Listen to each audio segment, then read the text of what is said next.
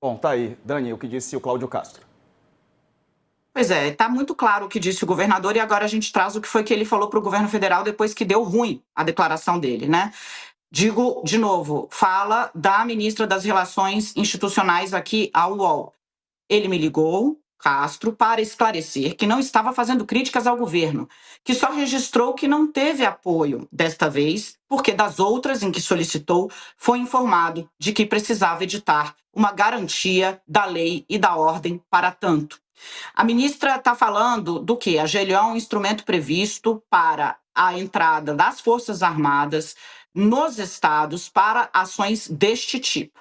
Para isso, o governador precisa fazer uma solicitação formal à presidência da República. Segundo a ministra, isso não foi feito. Eu trago agora a manifestação oficial do Ministério da Defesa, confirmando também uma informação que está na coluna. Convido a todos que estejam aqui com a gente e também acessando o portal do UOL.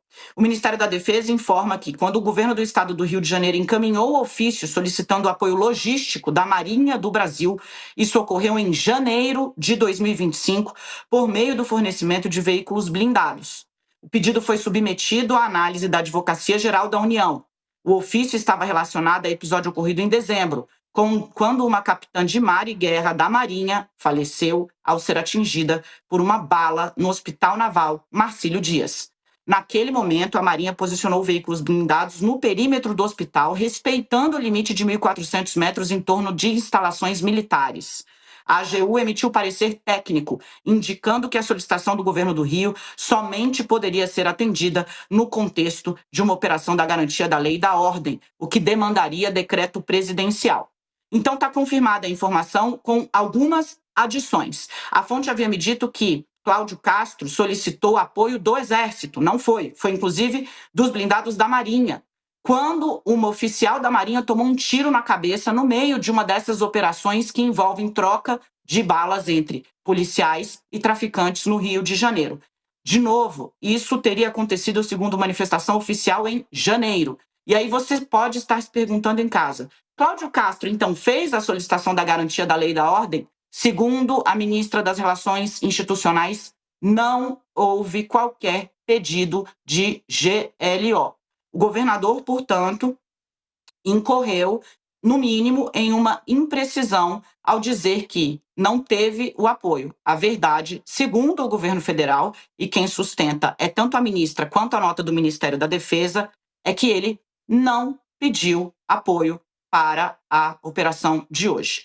Devolvendo para você no estúdio, Sarza, o que a ministra Gleisi Hoffmann disse ter respondido ao governador é que ele deveria impulsionar o apoio à PEC da segurança pública, porque ela sim dá instrumentos para que haja uma integração entre as forças federais e as forças dos estados, o que denotaria uso da inteligência, por exemplo, da PF, inclusive no planejamento das ações.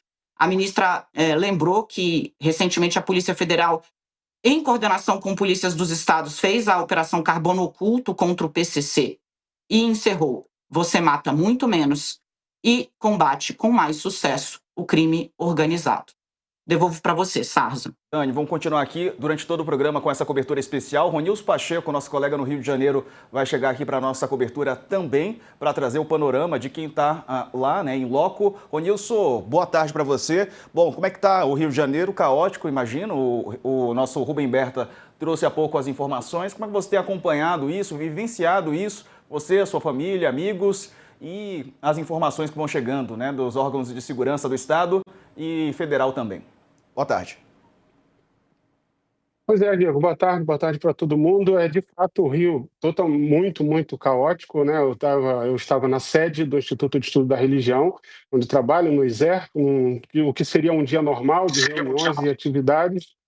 E em algum momento a gente foi acompanhando, né? Acompanhando inclusive esse escalonamento. O ISER, inclusive, tem um dos seus programas, se chama Direito e Sistema de Justiça, em que todo mundo ali já muito familiarizado e antenado com a temática da segurança pública ou da insegurança pública no Rio de Janeiro, e a gente foi vendo esse escalonamento, né, que cresceu de uma maneira absurda, essa contagem de mortos que aconteceu de uma maneira absurda, como a gente nunca viu nesse ritmo, nessa velocidade, e a nossa decisão foi liberar todo mundo, fazer ali criar uma estratégia de segurança para as pessoas que moravam nas áreas mais conflituosas, que não fossem para casa, ou de áreas de hotel, ou se refugiarem, né, na casa de colegas de trabalho que morassem do centro para a Zona Sul, ou para mim, que atravessaria a Baía de Guanabara e estaria em Niterói, e alguns que estavam em São Gonçalo, que moram em São Gonçalo e ficaram em Niterói.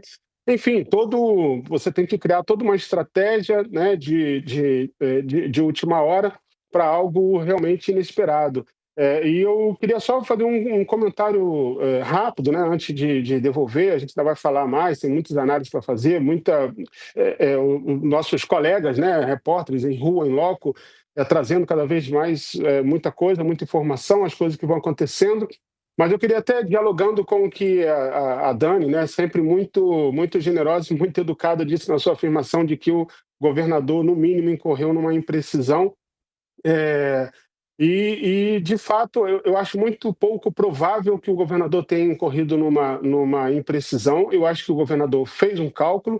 Acontece que o cálculo dele não tinha dimensão das consequências e do tamanho da retaliação, da resposta, das consequências, do transtorno que isso ia se tornar e como isso ia escalonar.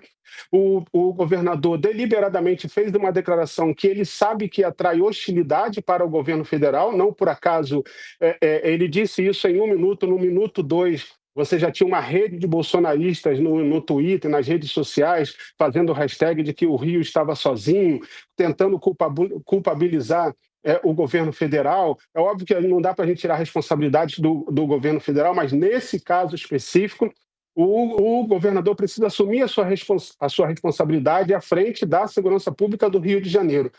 E para mim não tem imprecisão. O governador fez um cálculo político de uma declaração deliberada que ele sabiamente tinha consciência de que ela traria uma posição hostil e um movimento hostil com relação ao governo federal. Foi obrigado a recuar porque as incoerências dessa afirmação e as evidências foram se tornando cada vez mais claras. E ainda que elas fossem reais, isso não tira a responsabilidade do governador, que mostra que não tem um plano que é inteligente, de um plano que é preciso, que não se mostra disposto a fazer um diálogo para uma operação nesse nível de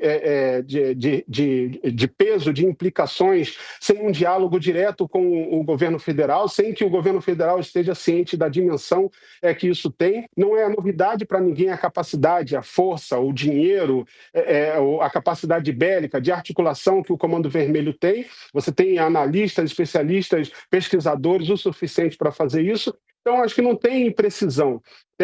O governador cometeu um ato extremamente irresponsável de um plano mal feito e de fazer uma declaração que ele usaria politicamente para colocar, para lançar uma hostilidade com relação ao governo federal e aumentar o seu capital político. Foi obrigado a recuar. Perfeito. Ronilson, a gente vai continuar analisando esse assunto, é claro. Vou acionar a reportagem no Rio de Janeiro, da redação do UOL no Rio. A Isabela Aleixo vai trazer as últimas informações, apurações que a nossa equipe no Rio de Janeiro está trazendo, né, no nosso site, agora ao vivo também no UOL News. Isabela, bem-vinda, boa tarde. Boa tarde, Diego. Só para passar um panorama aqui do caos na cidade, né, generalizado, nós tivemos interdições em várias vias expressas ao mesmo tempo. Isso inclui a Avenida Brasil, a linha amarela, e a Autoestrada Grajaú-Jacarepaguá. Então, isso causou um fluxo enorme de pessoas para os transportes públicos, por exemplo, para o metrô. Há registro de que os trens estão lotados, de que as estações, né, estão muito tumultuadas, porque nesse momento é o meio de transporte mais seguro para voltar para casa, já que nesse caminho a gente enfrentou na cidade sequestros de ônibus que foram usados como barricadas. A redação daqui fica na região central da cidade. Aqui nós tivemos também registros de uso de barricadas de ônibus, como barricadas até aqui na região da Lapa, próximo aqui no entorno. E esse é o cenário de caos da volta para casa das pessoas pelo transporte público. Há pouco, o Centro de Operações mandou uma nota da Prefeitura, né, informando que o fluxo de volta para casa foi antecipado em algumas horas por conta da situação da cidade. Isso também acarretou escolas fechadas, as universidades federais fecharam, a FRJ, o UF, a UERJ também, a Rural, todas anunciaram que as aulas agora da tarde para a noite estariam canceladas. Então, as escolas também, né, infantis, enfim, essa é a situação de caos na cidade do Rio de Janeiro agora. Beleza, obrigado, Isabela, pelas informações, bom trabalho. Se tiver novidades, você chama prioridade aqui para a sua volta, tá bom? Obrigado por enquanto, valeu. Obrigada. Dani, tem informações também sobre a Guarda Nacional, na Força Nacional de Segurança, havia um pedido, pelo menos uma demanda na imprensa aí do governador Cláudio Castro. Castro também não pediu apoio da Força Nacional de Segurança Pública, não pediu apoio da Guarda Nacional. A informação que a gente traz aqui para o nosso telespectador, para quem está nos acompanhando no portal UOL, o governador do Rio de Janeiro não fez qualquer solicitação de apoio às forças de segurança federais, inclusive a Guarda Nacional, a Força Nacional de Segurança Pública. Por quê? Neste caso, se tivesse feito a solicitação ao Ministério da Justiça, não precisaria da edição de nenhum tipo de decreto presidencial de garantia da lei e da ordem ou de intervenção federal. Bastava um pedido de apoio logístico informando da ação. A Guarda Nacional foi solicitada? Não. Houve algum tipo de aviso formal dessa ação? As fontes informam que não. Nem ao Ministério da Justiça, nem ao Palácio do Planalto. Então, o governador do Rio de Janeiro lançou mesmo essa sombra sobre o governo federal sem ter feito qualquer tipo de aviso. Olha, vai ter uma operação aqui, talvez eu precise de ajuda. Não rolou. Nem assim, nem no informal, nem no telefonema. A informação que eu trago aqui foi confirmada tanto no Palácio do Planalto como no Ministério da Justiça. O ministro Ricardo Lewandowski, assim como o restante do governo federal, ficou sabendo hoje da operação, quando ela já era notícia por ter sido uma operação letal que impôs terror aos moradores do Rio de Janeiro, e agora a gente já tem ela como a operação mais letal da história do Rio. Então, de novo, se você chegou agora, seja muito bem-vindo. O governador do Rio de Janeiro, Cláudio Castro, se lançou nessa empreitada, né, que agora deixou ali centenas ou milhares ou milhões de moradores da capital do Rio nesse estágio em que não conseguem se movimentar, não conseguem voltar para casa, não conseguem sair do trabalho, estão presos entre barricadas de traficantes e trocas de tiros. Ele se lançou nessa empreitada sozinho, aparentemente, Sarza, porque quis.